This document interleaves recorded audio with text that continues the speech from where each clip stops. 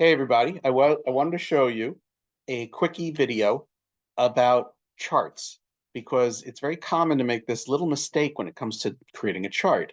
So here on my screen, I have Manny, Mo, and Jack, the Pep Boys, and Break, Shocks, and Struts, what they're selling. A lot of people, when they make a chart, they do this. Go here, and they go to Insert.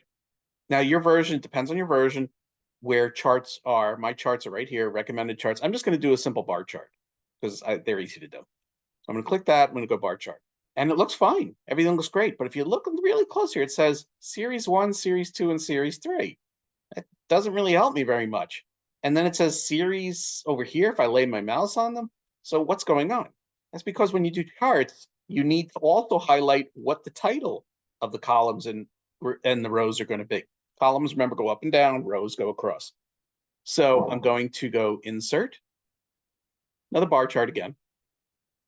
And now it says Breaks, Shocks, and Struts on the bottom. And it says Manny, Mo, and Jack here. That's all it is. Now the only one that can be blank is cell A1 in this case. It knows that one can be blank. The rest, if I get rid of Manny, it's not going to know what to call that one. So remember, when you're making charts, make sure you also highlight what the chart mean, what the value is. Okay. And one other thing, I'll just show you this real quick. Switch row column up at the top. There goes one of my cats. That just changes the way it's looking at the data. Is the data on the X or Y axis? That's how you're flipping it. That's all.